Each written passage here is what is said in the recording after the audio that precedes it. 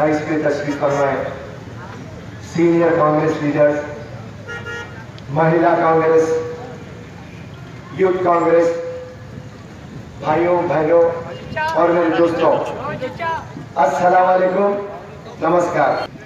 आज बीजेपी और नरेंद्र मोदी दोनों को बर्खास्त करने का वक्त आ चुका है।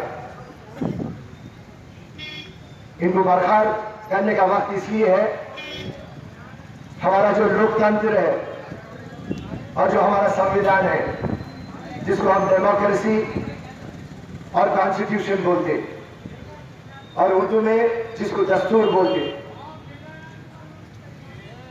ये कौन सी भी गवर्नमेंट आओ, मगर दस्तूर के मुताबिक चलना पड़ता। दस्तूर में 5 चीजें हैं। सॉवरेन है, हम सोशलिस्ट है, सेक्युलर है, डेमोक्रेट है और रिपब्लिक है।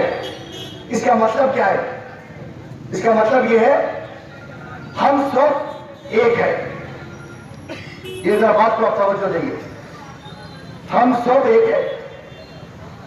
आप कोई भी रीजन के होंगे, आप कोई भी रिलीजन के होंगे, आप कोई भी भाषा होगी आपकी, मगर हम सब एक है। और आज क्या हो रहा?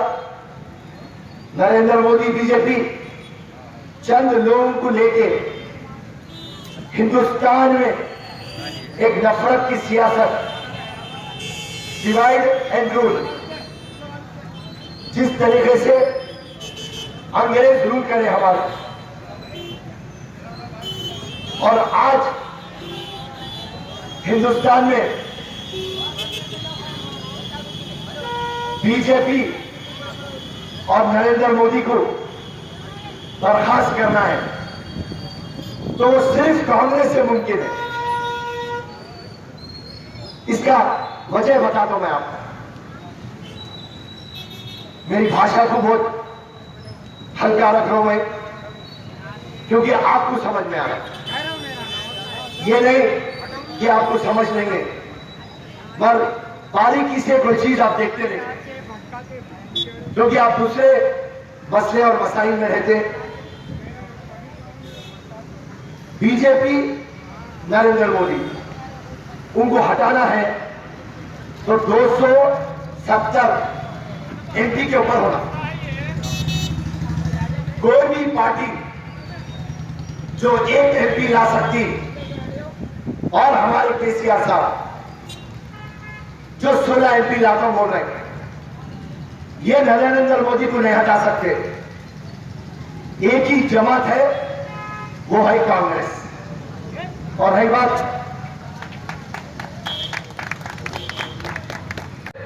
हमारी महिलाओं को, बहनों से मैं गुजारिश करता हूं कि आपको गुनाह का काम मत करें। भले ही आपको जो समझ में आया अपना एक जाति वोट डाले, मगर मैं एक बात आपके सामने रखना चाहूंगा कि सारे हिंदुस्तान में आज माहौल बना है कि कांग्रेस पार्टी का जीत इंशाअल्लाह मुकम्मल होगी और राहुल गांधी जी यहाँ पर पीएम बनेंगे।